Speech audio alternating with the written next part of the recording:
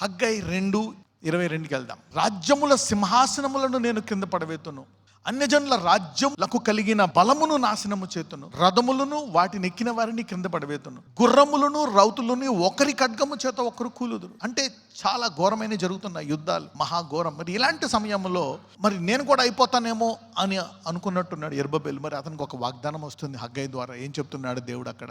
నా సేవకుడు వగు షయల్తీయుల కుమారుడు అయిన యెరుబ్బయలు, నేను నిన్ను ఏర్పరచుకున్నాను గనుక ఆ దినమున నేను నిన్ను తీసుకుని, ఏ దినమున గొడవలు అయిపోయి మనిషి బతుకుతాడా లేదా ఇబ్బందులు పడి అంతా రభస జరుగుతున్నటువంటి ఆ సమయంలో నిన్ను ఒక ముద్రయుంగరముగా చేతును. అంటే ఏంటి? ఆ టైంలో నువ్వు ఉంటావా లేదా అనుకున్నావు, కానీ నేను నిన్ను రాజుకి ముద్రయుంగరం ఉంటుందంట. అది గనక వేసి సీల్ చేస్తే దాన్ని ఎవరైనా మార్చగలరా? దాన్ని మార్చలేరు. అది ఒక శాసనం లాంటిది అనమాట. అంత పవర్ఫుల్. నువ్వేం చెప్తే జరుగుతుంది అనమాట. అంటే నువ్వు బతుకుతావా లేదా, నువ్వు ఉంటావా లేదా, నా పొజిషన్ ఉంటుందా లేదా, నా రాజ్యం ఉంటుందా లేదా అనుకునే సమయంలో నిన్ను యొక్క ముద్ర ఉంగరంగా చేదును, ఇది సైన్యములకు అధిపతియగు యెహోవా వాక్కు. When things are falling down, this man is growing big. కదా, అందరు రాజ్యాలు కూలిపోయి ఇబ్బందులు పడుతుంటే ఈ వ్యక్తికి అధికారము, సామర్థ్యము, శక్తి, ఒక రాజ్యము అన్నీ ఇస్తున్నాడు దేవుడు. This is a personal promise.